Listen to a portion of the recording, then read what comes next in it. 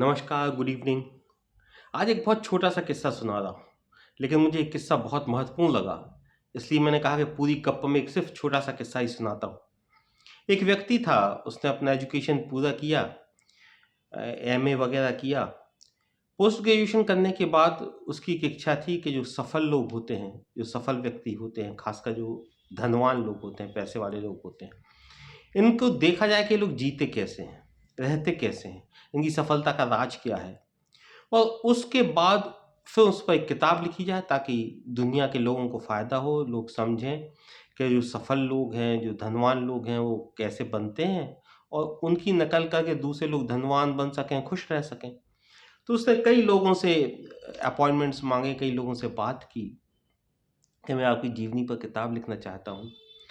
तो स्वाभाविक सी बात है कि लोगों को भरोसा नहीं होता किसी अनजान आदमी को ये कहना कि ठीक है भाई आप चौबीसों घंटे मेरे साथ रहिए, मेरे जो काम करने का तरीका है उसको देखिए, समझिए, उस पर किताब लिखिए।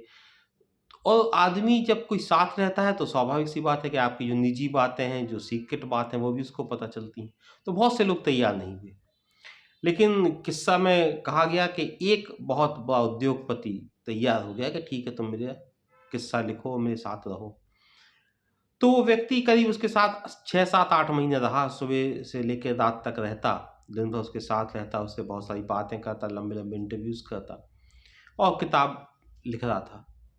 अचानक वो एक दिन आया और उस व्यक्ति से कहने लगा कि भाई साहब नमस्कार, मैं कल से नहीं आऊँगा। मैंने कहा क्यों, क्या हुआ? कहले अब हमें आपकी किताब नहीं लिखनी है, आप पर किताब नहीं लिखनी है। मैंने कहा क्यों, क्या हो गया भाई? ऐसी मैंने कोई बदतमीज़ी कर दी या मेरी किसी बात से तुम दुखी हो तो मैं माफ़ी चाहता हूँ। हुआ क्या? तुम क्यों नहीं वो किताब पूरी करना चाहते हो?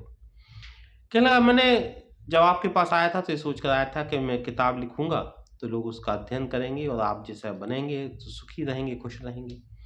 लेकिन इन 6-8 महीनों में मैंने देखा कि सुबह से लेके रात तक आप जितने तनाव में रहते हैं, आप जितनी परेशानियों में रहते हैं, आप जितने समझौते करते हैं, आप अपनों के साथ समय नहीं बिता पाते हैं, आप रिश्तों के प्रति ईमानदार नहीं हो पाते हैं। आप लगातार एक अजीब-सी धुन है आप में, पैसा कमाने की। आप सिर्फ़ उसी में लगे रहते हैं, उसके चलते मैं देख रहा हूँ कि आपके जीवन में ना सुख है, ना शांति है, ना मज़ा है। इसलिए मैं ये किताब नहीं लिख रहा हूँ और मैं जा रहा हूँ, मुझे छुट्टी दीजिए। आपका मैंने इतना समय लिया, इसके लिए मैं आपको बहुत-बहुत धन्यवाद देता हूँ।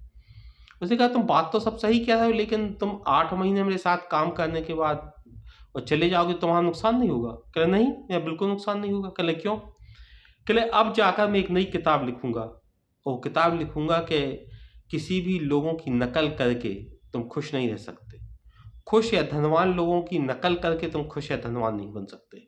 तुम्हें खुद अपनी अकल से काम करना होगा और जो तुम्हारे निजी व्यक्तिगत संसाधन हैं, उनका इस्तेमाल करो और ज़िंदगी अपने हिसाब से रहो।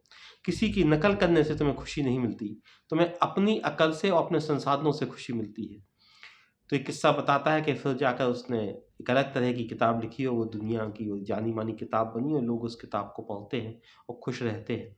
लेकिन बात वही है कि हम आज भी इसी बात में अटके हैं कि हम दूसरे व्यक्ति जैसा होना चाहते हैं। हम चाहते हैं कि उसके पास बहुत धन है और वो शायद खुश होगा, तो उस जैसा धन हम कमा लें या किसी दूसरे व्यक्ति को देख के हमें लगता है कि इसके रास्ते पर पद चिन्हों पर चलें और हम खुश हो जाएँगे।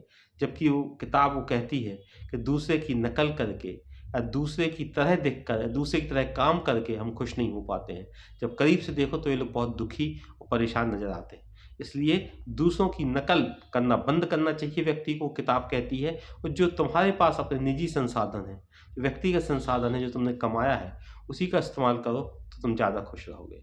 आज के लिए गप्प में एक किस्सा मुझे बहुत अच्छा लगा, तो मैं सोचा आप सबको साझा करूँ। नमस्कार, शुभ रात्रि, गुड नाइट।